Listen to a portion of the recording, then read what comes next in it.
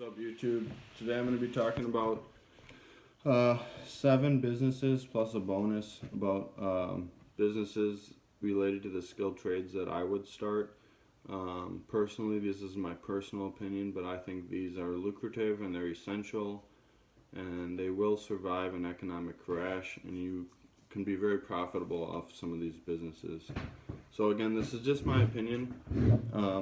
So I'm currently a pipe fitter full-time, as many of you know, and I have a mobile welding business on the side that I do. And yeah, so let's get right into it. This isn't in any kind of order from best to worst or anything, but electrician. So electrician is a very especially when you start getting into the high voltage stuff, and you can do low voltage too, but when you do 480 and above, then that can be a very lucrative business. And so yeah, usually you have to get some formal training. I would recommend doing an apprenticeship through a union, and then from there starting your own business. Another one would be HVAC. This is a good option. I mean, as long as heating and cooling and air conditioning, all that stuff's around, it's going to be a very lucrative business. And if you start your own business, you can basically charge what you want, as long as you don't price yourself out of the market. Price too low, price too high. I think that's a really good option. I would recommend doing another apprenticeship for that. And the startup costs for electrician and HVAC, none of these startup costs are too great to just get started in, unless it's more on the end where you need a shop guaranteed. But if you can do freelance work, just have a vehicle to ride around in, a service vehicle, it'll be a little bit cheaper to start up. Next one would be masons, concrete work. This can relate to driveways, paver patios, and the landscaping end. It's a little more skilled. And concrete, I've never done it, but it actually isn't. I tried it once, but it's not as easy as it sounds. I mean, it's pretty difficult work. It's hard, back-breaking work, and on top of that, it's very time sensitive. You have to get it done in a certain amount of time. So I think that's a pretty good option. Concrete work, masons. Next would be plumbers, pipe fitters. You can pretty much charge whatever you want as a plumber. If someone has a serious issue and it's an emergency, you have an emergency night called in your 24-hour business, you can pretty much charge. I mean, you shouldn't be extreme and charge a ridiculous amount and just screw the customer over, but you should be fair with your pricing to the customer, but yet make enough money to be profitable in your business. And that's just a very helpful skill to have, is plumbers, pipe fitters.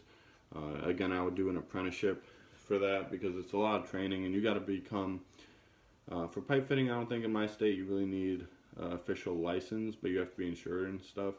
But for plumbing, you have to have journeyman, and then you can become a master plumber, but you have to have that to be licensed in my state. You can't just start a plumbing business because you know how to unclog a toilet or whatever. It's a lot more that goes into that. There's a lot of codes and regulations because you're dealing with domestic potable water, which people drink, and that's a big deal. So next would be welders, mobile welding, shop welding.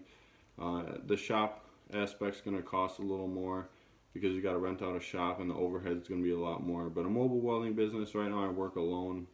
Maybe I can hire an employee, a helper in the future, but it's a pretty easy business to start up. I did a video about how much does it cost. With truck and everything, you're looking probably under 20 grand, which really isn't that bad to start a mobile welding business. That can be very profitable pretty quick. You can pretty much break even pretty quickly if you work hard enough. Next would be like a carpenter, dealing with wood, building houses, stuff like that, and even roofing could be considered into this. That's going to be very valuable, and I guess you should have some training, but you don't really need like a official journeyman certification for that. Next would be like a car mechanic shop, dealing with either you can narrow it down to exotic cars only. I have a buddy who does Lamborghinis and Ferraris, which is a rarity to service those, but you can charge a lot because those are really top dollar vehicles. Or you can just focus on a specific brand like Toyota, Ford, Chevy, etc., etc.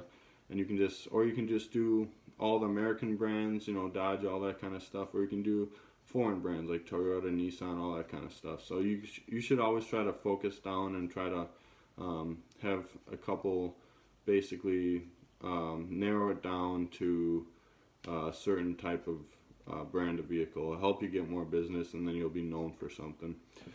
The bonus one would be heavy equipment mechanic, diesel tech. So working on anything from big rigs to, you know, Caterpillar, heavy equipment.